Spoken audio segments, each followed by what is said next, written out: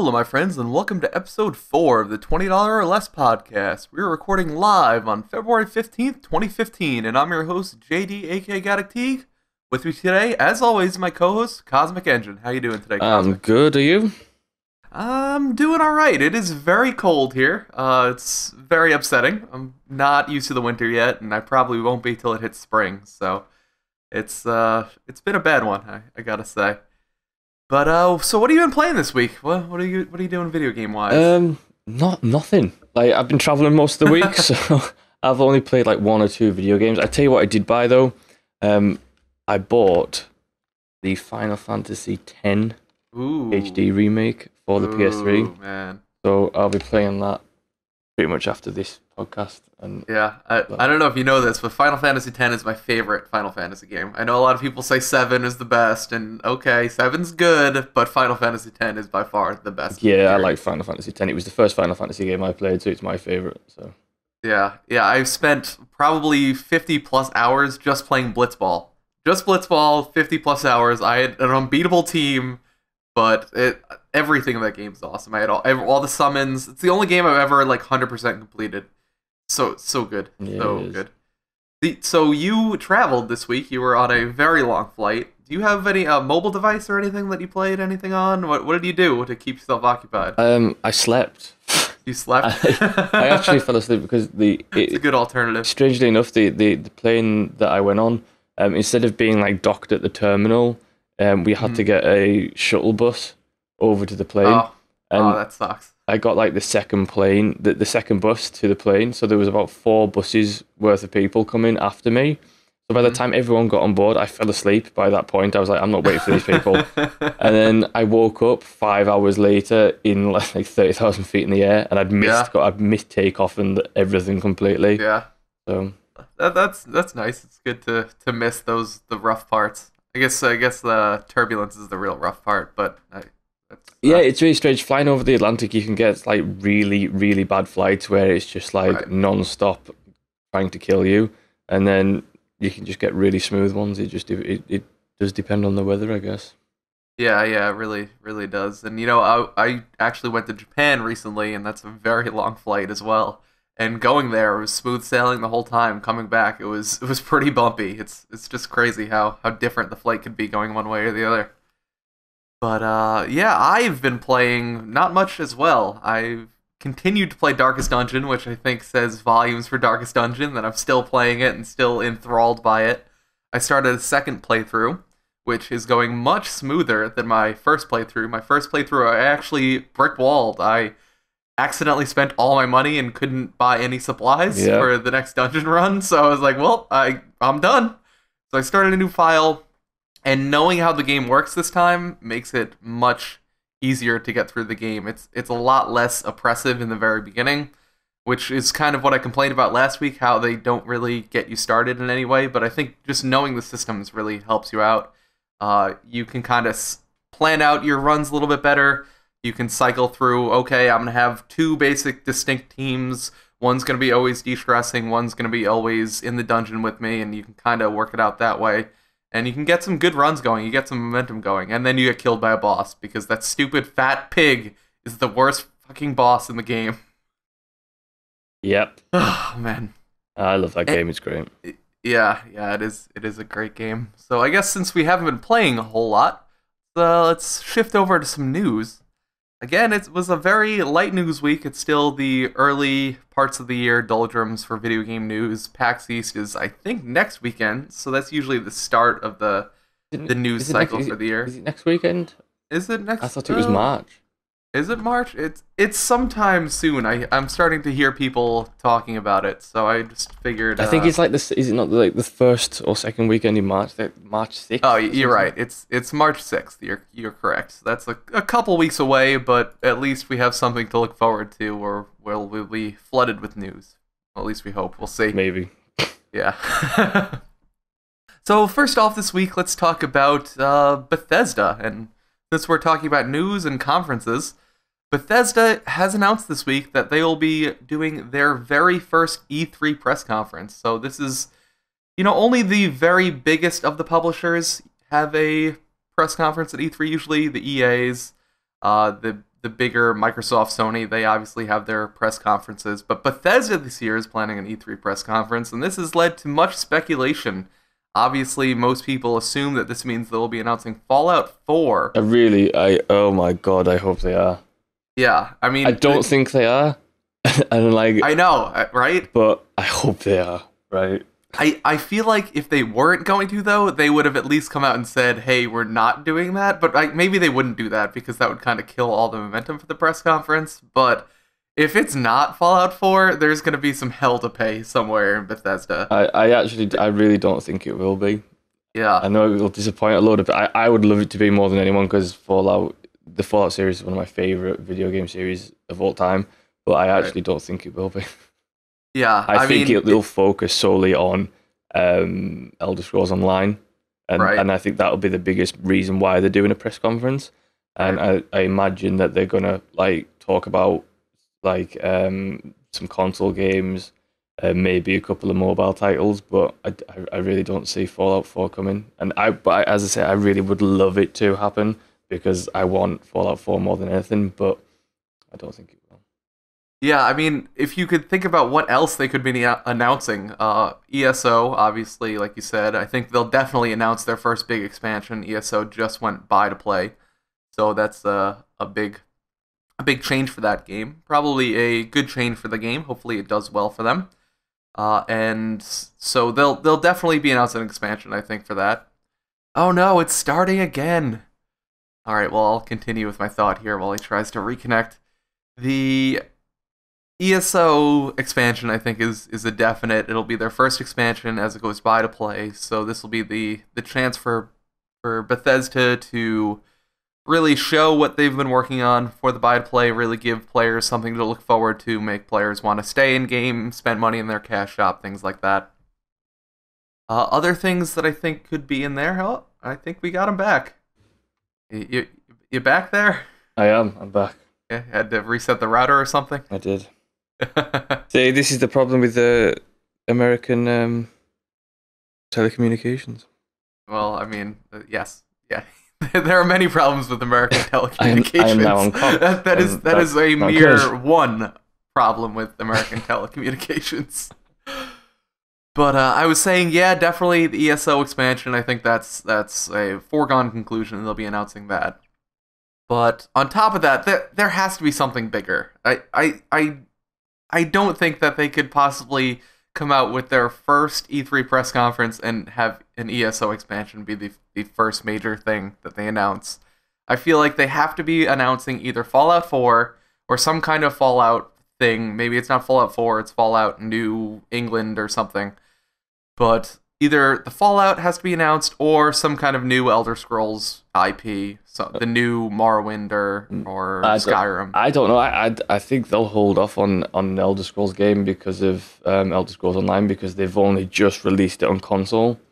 They'll be pushing that in a big way, and they'll probably maybe announce kind of an expansion to ESO. But I don't see a single player Elder Scrolls game coming our way anytime soon. I don't see it coming in the next like 2 to 3 years at all.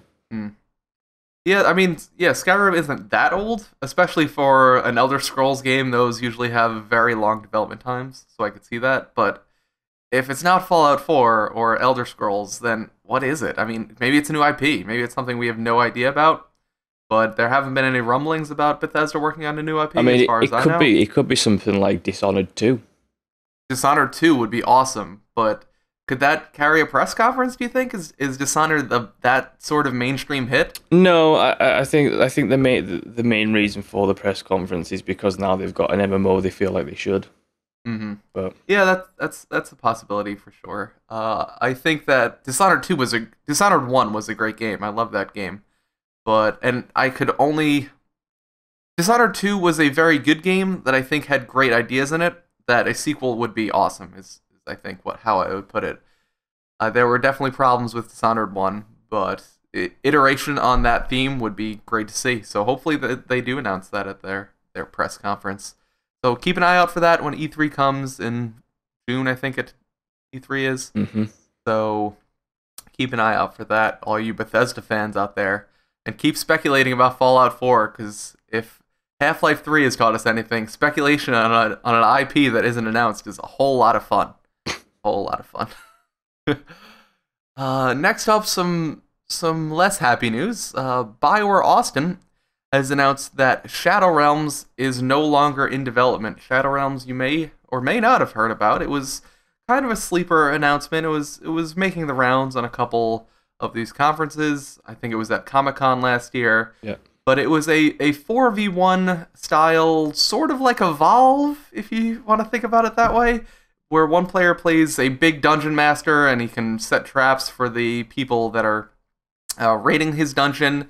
It had a more modern setting, so think kind of Secret World. Players had guns and different kind of technologies that they could use against the dungeon master. So it wasn't like a dungeon keeper type game. It was more a Secret World dungeon master game.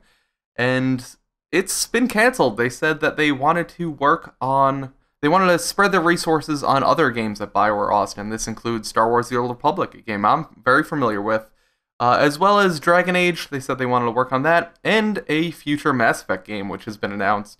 So they have a lot of things going on right there, and it just seemed like this was not the time to be releasing a 4v1 multiplayer game. What do you think? Well, I think... BioWare Austin. The thing is with BioWare Austin, if you don't know that they made the Old Republic. Now, BioWare Austin, I have many issues with BioWare Austin. Like, I don't think they're a particularly good studio, to put it bluntly. I know that sounds a bit harsh. I think there's a lot of talented developers at BioWare Austin. I don't think they're run very well. And I think that the kind of massive, like for example, the Mass Effect franchise, the Mass Effect IP, and the Dragon Age IP is worked on in Montreal with the other BioWare teams, which are the original BioWare teams. Because originally, when BioWare went to EA, BioWare Austin wasn't BioWare. It was EA. That particular studio was EA, and then they got kind of merged into BioWare when BioWare came to EA. And with this particular game, it's a shame because I like the kind of asymmetrical games. I like, concepts like Evolve, even though I don't think Evolve has done it quite good enough. I've always liked games like that where, it's not equal. You're not equal in things, but so it's sad in that regard that game doesn't get to be made. But at the same time, I fully understand why that decision has been made, and I think that decision has been made because you've got the other teams working on the Mass Effect games and the Dragon Age games, and you've got BioWare Austin, who have struggled to maintain Star Wars: The Old Republic. And people say, well, they've done a good job. Well, they've done a decent job. I wouldn't say they've done a particularly good job, because I think that game has had so many problems over the past couple of years. Yeah. I don't think, like, for example, the content that they pump out is one of the reasons I left the game, is because I didn't like the content that they were creating. I thought it was a really kind of cheap way to produce content for an MMO. Giving you like an extra world that isn't really massive with a load of dailies to do. That's not content for me. Right. That's just boring. Right. I probably liked Star Wars: The Old Republic a little bit more than you did. I still love that game. I just don't have time to play it anymore. But I always felt the biggest problem they had there was management of resources and resources in general. They didn't have the resources, I think, to produce the content they wanted at a speed that was on par with other games. I mean, it's not that I dislike the game, because I mean, the core game when it originally came out, I thought was fantastic. I mean, I thought particularly the single player aspect of it, where you go through your storyline and whatever. I thought, that's in terms of story and in terms of like stuff like conversation and choices and stuff like that. No MMO is as good as Star Wars: The Old Republic. Where Star Wars: The Old Republic suffers is in its end game content. It suffers in its community management. It suffers in its balancing issues. and particularly it's really suffered in like kind of like PvP and stuff like that over the past couple of years. And I don't think that, you know, if you compare them to, and people say, well, you can't compare people to Blizzard. Well, actually, you can. If you spend $200 million on an MMO, you can be compared to Blizzard. You can't compare small MMOs to Blizzard, but you can compare Star Wars: The Old Republic to Blizzard because they spend a hell of a lot of money on that game. Right. So I think that I understand why they've said we can't do this project because there's not enough resources. The stretched thin as was anyway, trying to maintain the MMO. So they've just kind of went, it's not worth the money because why would you fund this? If you're EA and if you're a publisher, you're sitting there thinking you're struggling to keep this thing going. Why am I going to give you an extra 60 million to make a new game that you can't put 100% in?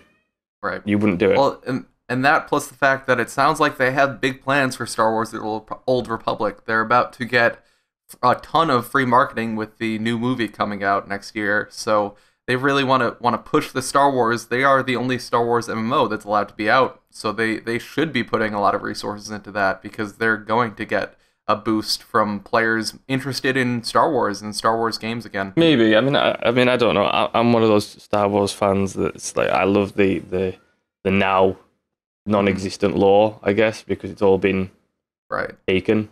Like none of it actually existed anymore. So, and it doesn't really make much sense. Like, I understand like you get a surge because people like Star Wars again, and then they come to the Star Wars game, but it's not the same. Like, it's no longer the same universe anymore. I mean, what happens in the Old Republic is no longer lore and canon. There actually have been some rumors out there, and they're unconfirmed rumors, but there are rumors that the Old Republic era might still be canon. They've been talking about possibility of Revan actually being mentioned possibly in the new movie, and the fact that they may canonize the Old Republic era, but I mean, that's a rumor. But that's just money then. If J.J. Abrams and stuff and Lucas are going to do that, then that's just because EA have said, you know, we've got this multi-million-dollar game and we want it to be in the movie. That's what that is. Yeah. But it's sad that they had to cancel a game, but hopefully they do well. It sounds like they kept most of these people on to do other things. It's not like they just closed down a studio. I know a couple people have left, but it sounds like it was on their own volition to work on other things. So, I mean, this isn't a only sad story, but it's sad for the fans of Shadow Realms, the people that have been looking forward to that game. But go play Evolve if you want to play a 4v1 multiplayer game. Yeah, I mean, as I say, like BioWare, I've got nothing against the people there. I just don't think it's run very well, and I think that's down to being mostly owned by EA and the way EA run their studios, because they're notorious at being bad at it.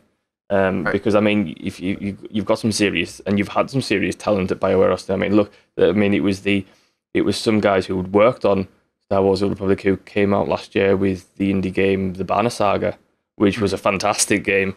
So there's plenty of talent there. But, you know, just because you've got talent, you need to run your studio well. And I don't think BioWare Austin is particularly run well. So, yeah. What can you do? Well, speaking of people that we might not necessarily like very much, Peter Molyneux, you know that name? Have you heard that name before? Me and Peter have got a history. He's worked on a history that he's not aware of, but I'm very much aware of. He's done a couple games in the past. We may have released a couple games you've heard of before.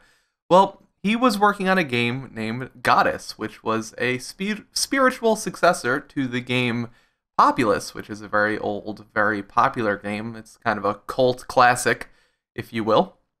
And he launched a Kickstarter a couple years ago, asking for £400,000 to make the spiritual successor. This game was released in a mobile form on iOS devices.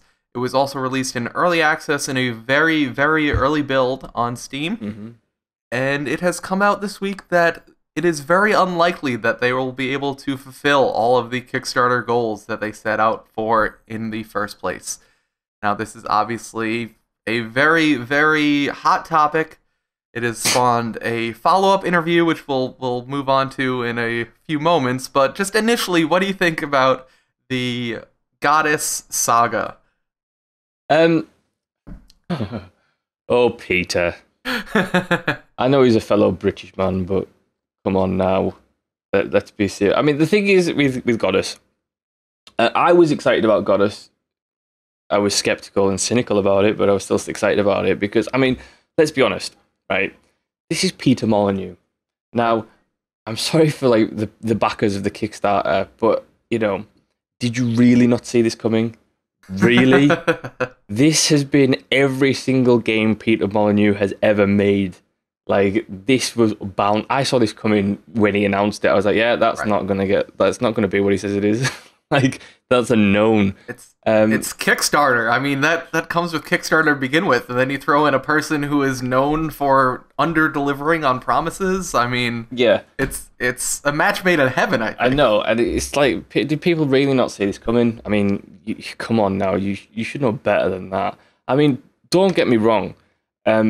Molyneux has done some fantastic games.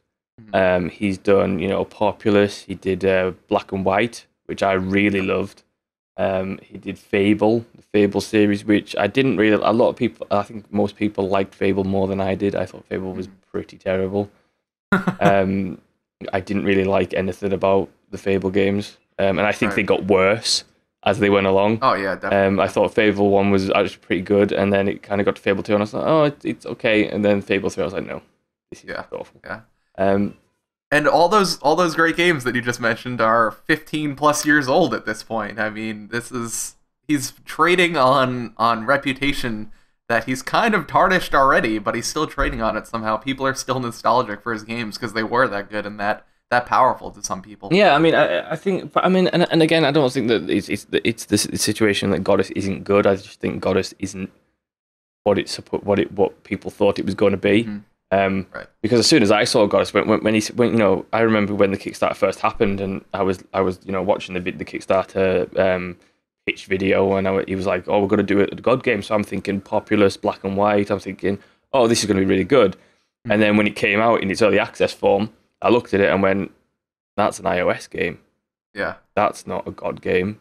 That looks awful. Like, what is that? What have you done?" I know. Yeah. I mean, totally. And it was an iOS game. They released an iOS version to make some money for the real version, the PC version, and it was just a bait game to make money. It was a microtransaction bait game, basically. Yeah, I mean, I've argued on Twitter all week about this with various people, with various developers who are not affiliated with Peter Molyneux at all. But there's been basically the argument of, is Peter Molyneux a liar? Or is he, does he just overpromise and get too excited, or is he a bit of a dreamer? Right. And I've argued all week about this and lost quite a few followers who I argued with. because here's the thing, right? Like, he did an interview with Rock Paper Shotgun, which people are hotly talking about because the journalist who did it, John Walker, he went at him. Like, he went at Peter Molyneux. His very first question is, do you think that you're a pathological liar? Yeah. I mean, he went at him. That's about as hot as you can go in. And I read through the entire interview the other day, and I thought that there were certainly questions that did need to be asked. And I actually applaud John for having the guts to do that, because not many... it doesn't matter if you're a traditional games journalist or you're a member of just games media. Not many people interviewing someone like Peter Molyneux would come out and ask the questions that he asked. So it took guts, and whether you think it was unprofessional or not, I think a lot of those questions needed to be asked, because it's something that has been on people's minds for a long time. I mean, if you've ever been, especially if the older you are, the more likely you are that you've played Molyneux's older games, and we've all been burned by Molyneux. Like, if you've ever played Fable, you've ever played Black and White, you've been burned by Molyneux. Because I remember what Molyneux used to say about the Fable games, what they would have, and the features that they would have. Yeah. None of that ever came true.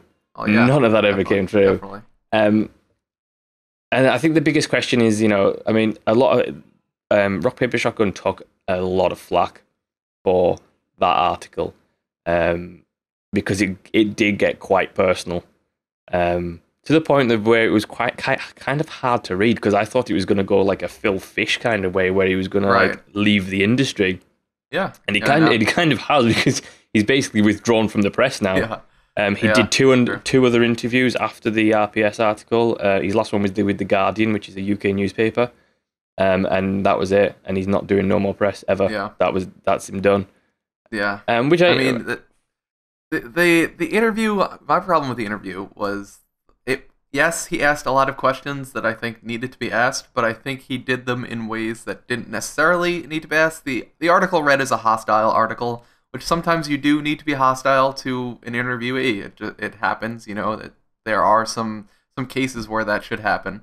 But I think that the article and the interview as it kind of makes him out to be like this victim, like this victim of the system. And you know what? I understand where Peter is coming from. I don't sympathize with it, because I think he probably should have known. But also, if you look at other people on Kickstarter, this happens to a lot of big names. Kickstarter is a place where people overpromise and underdeliver all the time. Yeah. And I think that the problem in this case was the fact that it's Peter Molyneux and not someone else who has a little bit more credibility. He has a history of doing things like this. If we look at another huge name, Tim Schafer, he goes on with Broken Age. He does the same thing. He overpromises, underdelivers, releases the first episode, which I hear some people like, some people don't like. It has some mixed reviews, but I think generally it's a positively reviewed game. But he just released the first half on the Kickstarter money and needed the first episode to do well, or else the second episode wouldn't have happened. Yeah, I mean, I can see that from a standpoint, but I disagree. I don't think Peter Molyneux is being scapegoated here. I mean, with the issue with Tim Schafer and Double Fine Studios, they have a very damaged reputation now after the Kickstarter debacle, especially when they started basically using one Kickstarter money to use it for another game, and they started mixing and matching with their funds. They took a heavy hit on their reputation. And I don't think that they'll be able to recover from that for a very long time. And I don't think that Molyneux is being particularly scapegoated here. But I think is that, a lot of people, and I understand what you say about the article being hostile, and it is a hostile article. But I think it's coming from, I think that the journalist's standpoint is that he's almost tried to do it like a backer. Like he's went in thinking, people are angry. Right. These are the questions that people want to be asked. Now, there is some questions in there that I think that are quite kind of a little bit petty, and I think he holds on to certain issues a little too much. Like when he talks about, you say you don't go to events, Peter, but you were at the Mayfair Hotel the other night, and because he was there for a meeting, and he kind of tries to spin it a bit, and I'm just like, it doesn't. So what? He was at the Mayfair Hotel. Why does that even matter? Why are you holding on to that? That doesn't matter.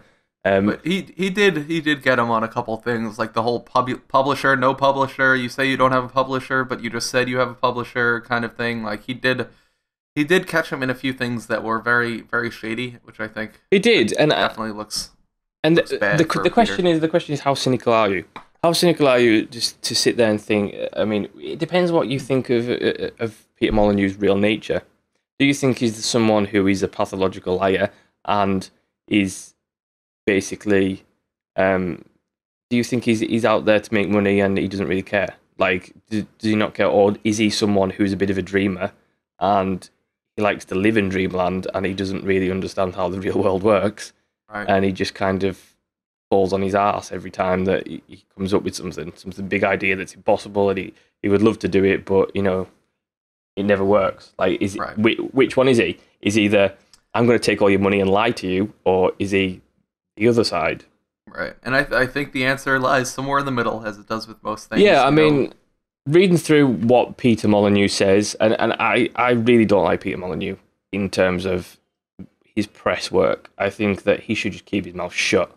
Right. Yes. If I mean, especially when he worked at Lionhead, because they were under EA. If I was a member of EA's board, I would have told them to shut up. Like, just be quiet, because you've got great ideas, but you come across as a liar. Like, be quiet. And I think the problem with this is that he's not messing around with EA's money no more. This is people's money. Right. People are giving you money to make a game that you said you would make, and you haven't delivered it. And he says that, like, in the article that he talks about, I didn't know how much money, we didn't make. This is what he says actually specifically.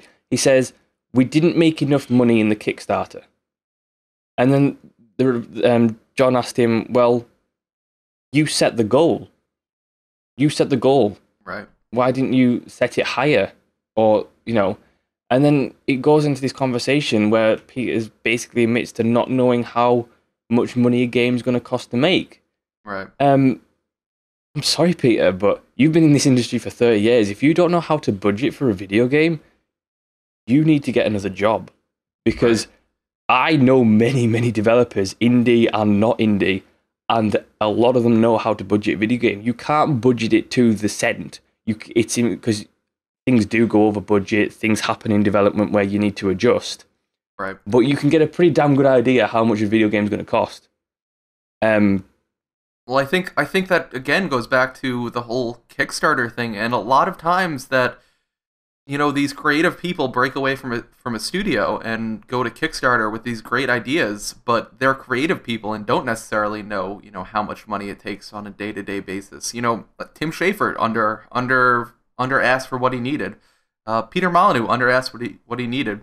You see, when creative people start leading teams, like Ken Levine, when he was leading for BioShock Infinite, he just didn't understand how much money and how much time it took to make a video game that he wanted to make. Yeah. And if you want to make this amazing game that's in these creative people's heads, it's going to take a lot of money, but I don't know if they necessarily understand that. I think that a lot of these people, when working with these big studios, they had money people, they had managers, Absolutely. They had people that did those things. And I can fully accept that, and I can fully accept that is the case. But, it's a case that you need to be able to, if you're a creative person and you're a developer and you don't have any business skills, you need to hire someone who's got business skills. Right. That's what you need to do. Every company does it. Whether you're big or small, you hire someone who knows money. You hire someone who knows how to write a good business plan. That is the nature of business. If you've got every company does that everywhere. Like, I don't understand what the big issue is with some developers thinking that they can just go off and not think logically. Like, where does it come from? Because it's ridiculous. Well, I think it has to do a little bit with the megalomania that a lot of these creative people have. They think that they have all the great ideas and that's all you need to have, that they can just do it because they have the ideas. They're the reason that their project succeeds. But I think a lot of them maybe overlook the fact that there are support staff and other people that do important things, and it's not just about the creative. Video games isn't just about the creative as much as, especially at the AAA level, as much as you might want it to be. These creative people, it should be all about video games for them, but it can't. Money has to be involved. It's a known quantity, really. Yeah, I mean, and he says in the interview, and he says, I have no idea how much money it costs to make a game. And anyone that tells you how much it's going to cost to make a game, which is a completely new experience, is a fool or a genius.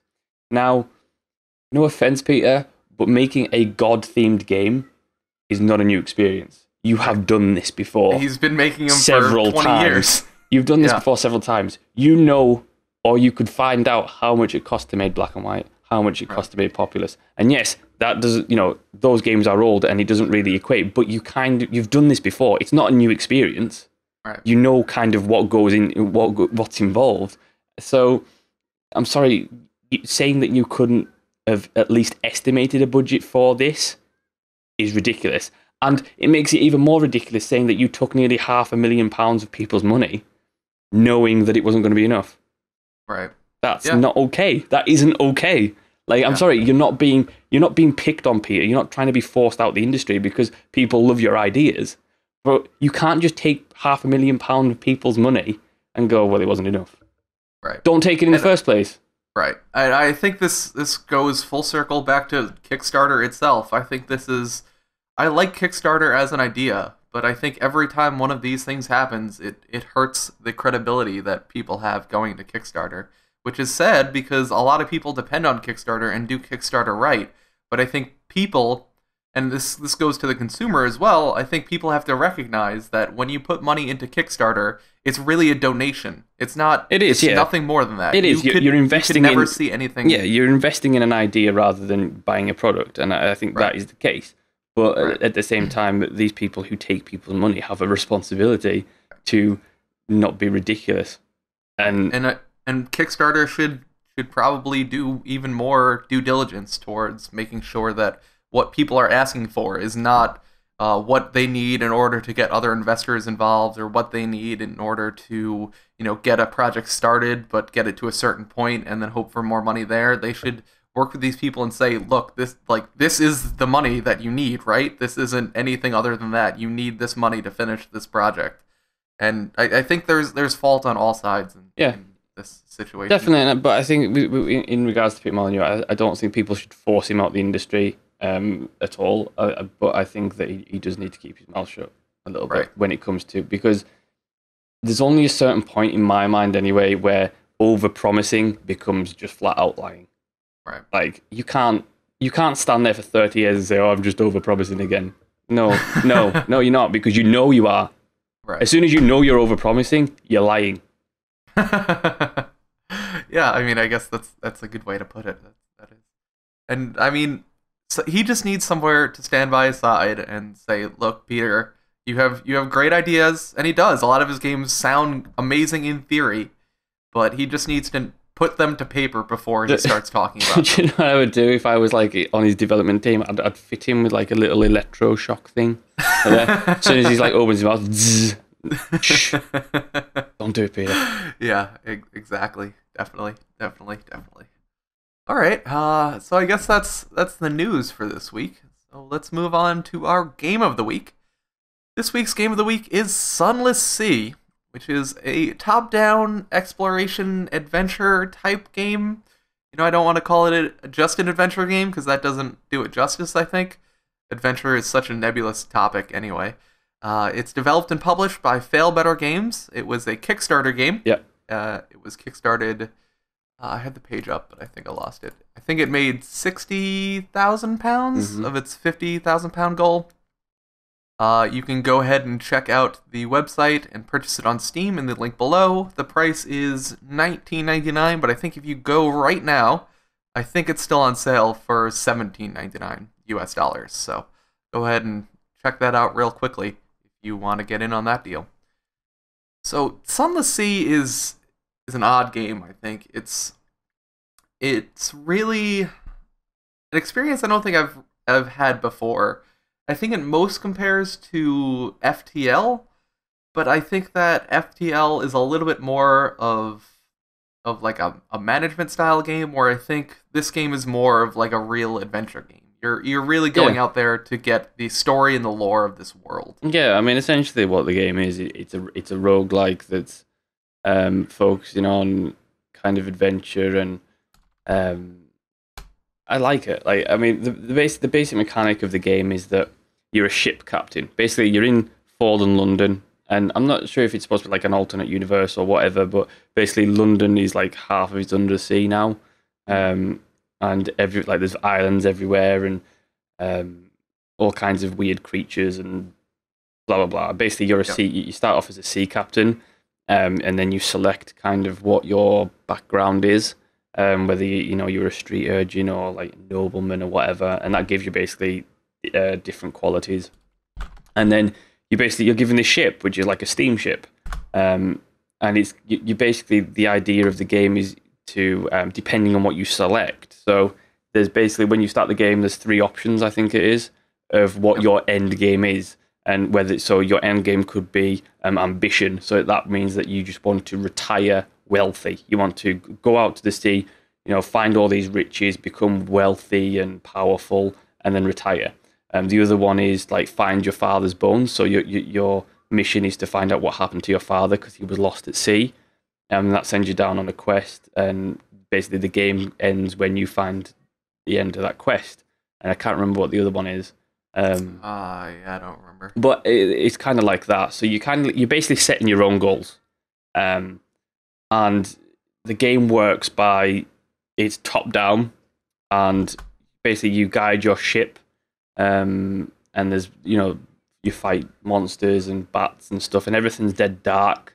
So light's involved, and I really like it. It's got quite a nice tone to it. Like it's quite dark and morbid, which is good for a roguelike. But basically, when you die, the core mechanic of the game is that when you die, that's not the end of the game. Basically, you pass on part of what you've done to your next of kin, who then becomes a new captain and continues on the quest. So, for example, you have a choice of what you pass on. So, if you want to if you go out, make a load of money, and then buy a really powerful cannon for your ship, you can then pass that cannon on to the next of kin. Or you could pass money on, or you could pass knowledge on, or you could pass your sea charts on, all that kind of thing. Mm-hmm. And so dying's okay.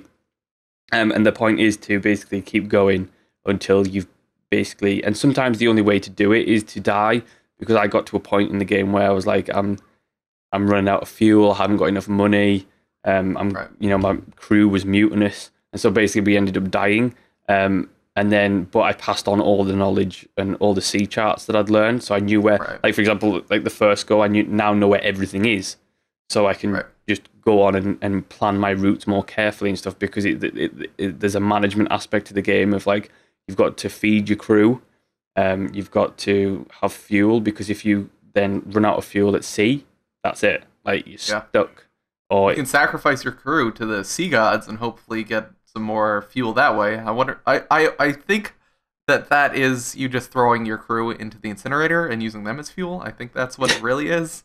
Because I don't understand. Sea gods aren't really giving you fuel. You're just kind of justifying what has to be done. But I feel like the game has a great ambiance. I think that's the best part of the game. Is it looks great. It looks like a very a Victorian steampunk kind of dark and dank and wet, and I love the look of the game. The game sounds great. It doesn't have like an amazing soundtrack, but it has just enough of like an ambient theme to really fit the seafaring nature of the game. I think everything sounds pretty good. The cannons sound pretty good. All the sound effects sound good. I really want to like this game, but I just can't get past the way that it tells the story, which I really want to get invested in the story. The story seems like it would be really cool, but the fact that it's basically a choose-your-own-adventure book with some adventuring and exploration elements. You go through various dialogue options, and it's all written text. You get lots of walls of text in this game, lots of different options that you can go through when you hit that wall of text. So you go into New London, for example, and it just has like a list of like 10 different things you can do with all different kinds of prerequisites in order to be able to complete that quest or adventure on that quest. But it's all text and just text on text on text and multiple layers of text, multiple choices that you go through with all different text boxes. And I just feel like if the game had a narrator that maybe didn't even read the entire thing but gave you the gist of what was going on as you're going, I feel like that would be very helpful. If it had like the Darkest Dungeon style of narrator, where he just kind of peppers in some flavor and really reminds you what you're doing, that would have gone miles and miles with this game. I mean, I think a little bit of voice acting would have been good. I mean, there is a lot of text in that game, so if you don't like reading, I would say don't play it, because you kind of need to read the text to succeed, because you need to know what the consequences of each action is. So if you don't like reading, don't play it, because the game is primarily text-based, and there's a lot to read. I quite enjoy it because I'm just like that. I used to play text-based games all the time. I mean, that kind of thing doesn't bother me. But I can imagine that if you don't like reading too much, particularly in video games, then you probably won't enjoy Sunless Sea. I felt like it was a very slow burn. Like when I played it during the week, I got home from a long day at work. I didn't feel like reading a whole long quest log. It was kind of frustrating that there was just so much text in the game. But when I sat down yesterday, I had the whole day off. I was like, I'm going to sit down and play this game for a little while. I could really invest into it. You know, I was kind of tunnel visioning on the game, and I felt like the game was so much better in that kind of setting. I think if you put the effort into reading what's going on and stuff, the game is actually full of charm. There's a lot of character in the game. You know, you go around and meet different kinds of people, different races and stuff, and it's my kind of jam, really. I mean, I like stuff like that. I mean, I like little indie games that are kind of quirky and have kind of got interesting mechanics and stuff. And I think you put it well. You have to invest in the game a little bit. You definitely need to. It's not like a pick up and play type of game. No, it's definitely not. You have to know what you're getting into. Yeah, I think it is. It's definitely okay. You can't just sit back and play. It's kind of you've got to kind of really try and invest yourself in it, because you've got to, as I say, you've got to kind of read what's going on and take it in. So it's important to do that, because if you don't do that, then it's essentially top down, going around in a ship and not doing much. Like, and it's very slow and plodding, which I think, you know, as a game, from a game perspective, isn't the best. Like, you do have to recognize that it's not going to be like the fastest combat in the world, but I think it fits the setting. I think it fits the seafaring nature of the game. It takes time to get places. There's no quick travel. You have to go everywhere in your ship, and the first ship you get is pretty slow, and other ships you'll meet are not slow. Yeah, so you'll get. It's one of those things, but I kind of like that. I mean, I like, because you can upgrade your ship and you get new ships, and you know, different engines, different weapons, different abilities. I mean, the crew, for example, you get different kinds of crew members who have different abilities. You get like a ship mascot, which is usually some kind of funny animal, like a comatose ferret, something like that. I mean, it's full of character, and it's full of kind of quirky, funny kind of things. And there's a lot of really good mechanics in there that I personally enjoy in video games, like crew management and managing resources and rogue-like elements and stuff like that. It's my kind of thing. I can understand why people won't like it, and it is very slow-paced, like, you know, traveling slow and stuff like that. But again, I kind of like that. I like slower-paced games anyway, because I'm really into turn-based tactical games that are very slow-paced battles and stuff like that.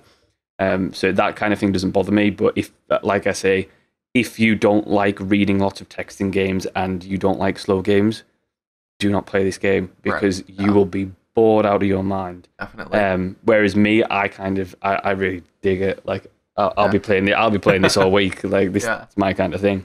Yeah, I think that it also, and I had this complaint about Darkest Dungeon, I have the complaint about it here, and I think it's a universal thing with all small indie games. They really slack off on their tutorials in the beginning. Yeah, the tutorial.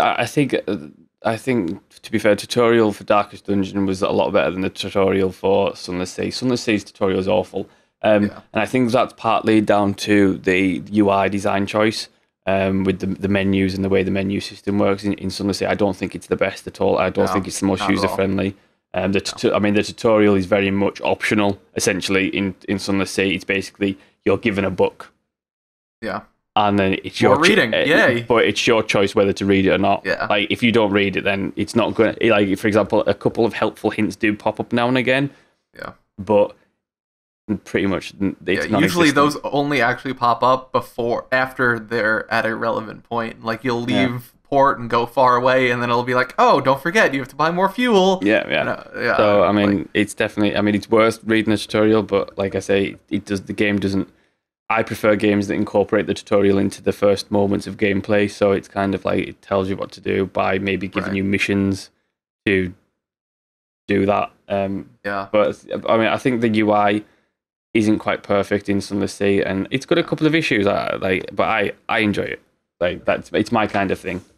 Yeah, the game has its problems, but I think that for people that like the sort of thing like yourself, and people that really want to get involved with a game that has a very rich story, you know, that there aren't that many games out right now that have the really deep story that you can get really invested in. Yeah, I mean, it's a very rich universe. Like, there's lots of stuff. I mean, I really love, like, one of the first islands that you ever see is Hunter's Reach, which is basically a little island with kind of an old style Victorian castle, and basically 3 sisters live there with their maid, and the three sisters, like you can have lunch with one of them each time you go, because they won't come out and talk to you unless you bring them news from like a distant land or a story, something like that. Right. And then you can have lunch with one of them, and then they in turn will tell you a story. And stories and like kind of recent news is very valuable in the game, because it's like everyone's disconnected with the islands and stuff, and there's not much ships because the sea is really dangerous and stuff.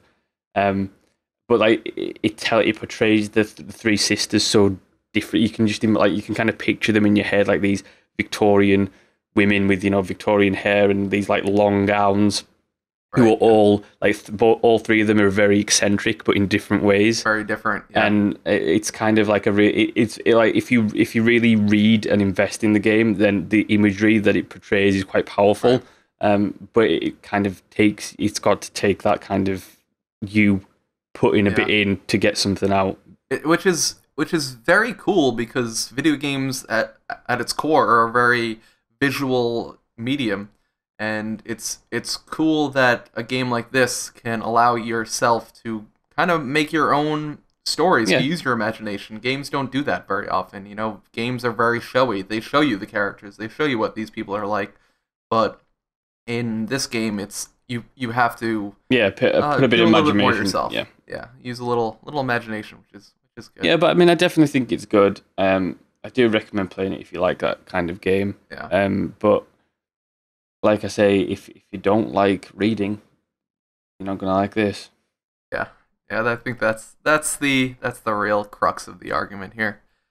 So I guess I'll finish off with the question that I always ask every week: is, if this was the one game that you picked up this week and played, would you have been satisfied with your purchase? I would have, yeah, definitely. I really like it.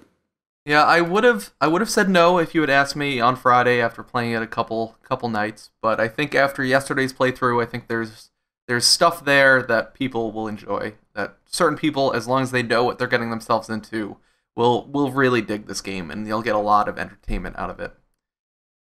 So I think that does it for this week's episode. Yep. As always, you can contact the show at 20orLESS podcast or 20orLESS podcast at gmail.com. So if you have any questions or comments you'd like to send us, go ahead and send it to those emails or Twitters. You could also reach me at Teeg, that's GTEG on Twitter, or you can go to my website, gaddockgaming.com, or my email, gaddockteeg@gaddockgaming.com. And where can we reach you, Cosmic? You can reach me on Twitter at CosmicEngine99, or you can go to my YouTube at youtube.com/thecosmicengine, which you should do, because I'll have more videos this week. And I put up a Dying Light review last week and another review, which I can't remember what it was. So go do that. Yeah, go check them out. I hear Dying Light's a very interesting game, so you should check that video out for sure. And I think that does it, so thank you very much for listening, and we shall see you next time.